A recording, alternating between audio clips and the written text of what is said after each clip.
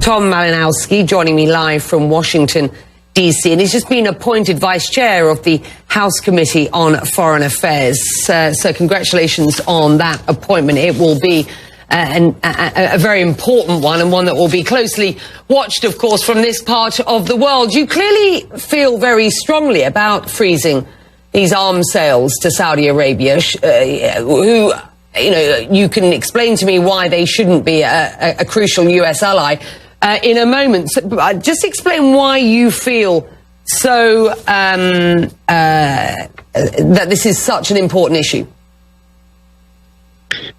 Thank you so much. The war in Yemen, as I'm sure your viewers are very much aware, is led to the worst humanitarian crisis in the world. Thousands of deaths, hundreds of thousands of civilians vulnerable to disease and starvation. And Saudi Arabia has recklessly fueled this conflict, ignoring the concerns of the United States Congress, most of the Trump administration, I guess, with the exception of the president and his family, for the last 5 or 6 years.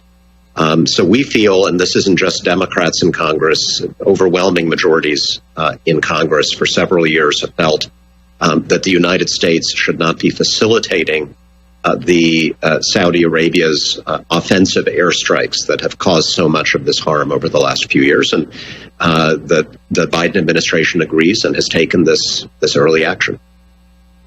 Riyadh's position, of course, is, and one assumes will be, that Yemen and the Houthi insurgency there and the attacks from the Houthis on the kingdom is an issue of national sovereignty, and as a key U.S. ally in the region, they will rely on the U.S.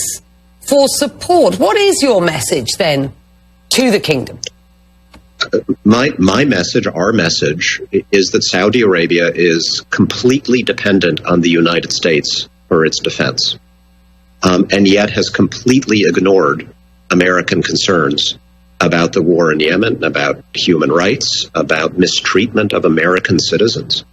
Saudi Arabia wants to talk about sovereignty.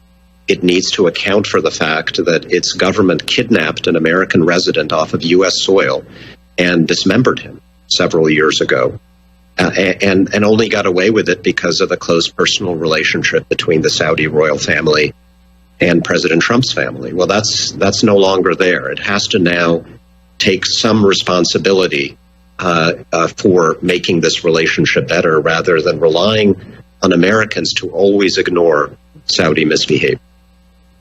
In the letter that you co-wrote, you outline 4 actions that you wish to see the Biden administration take. And I just want our viewers to understand these. They were: implement immediate accountability measures for the Khashoggi assassination. 2 was freeze delivery of offensive weapons to Saudi Arabia. 3, reverse the FTO designation of the Houthis as a terror organization. And 4, demand release of American citizens arbitrarily detained by the Saudi government. Have you received a response to this letter? Well, I guess the first response was in the form of the decision that the Biden administration just made to do one of the things that a bipartisan majority of members of Congress have been asking for, to freeze these arms sales. We expect, based on statements from the administration, that they will declassify information that the intelligence community has regarding the ultimate responsibility for the murder of Jamal Khashoggi. Secretary of State Blinken has also said that he is reviewing the terrorism designation against the Houthis because of the humanitarian impact on the Yemeni civilian population. And I have no doubt that the Biden administration, unlike the Trump administration, is going to have a zero tolerance policy for mistreatment and an unlawful detention of American citizens. We have one American citizen of Saudi origin who is in prison.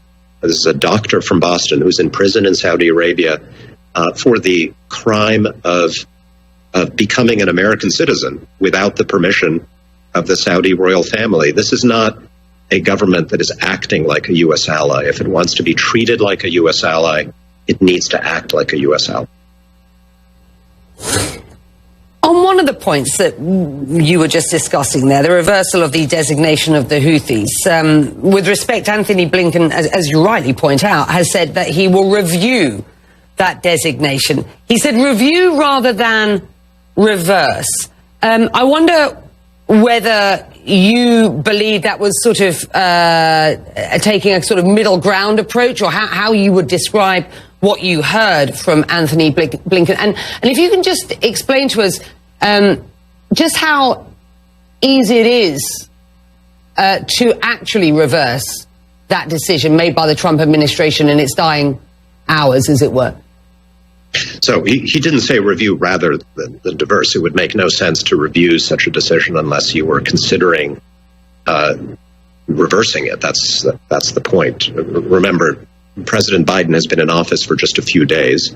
There's a lot on his plate, and the responsible thing when you're dealing with a complicated problem like this is to begin with a review.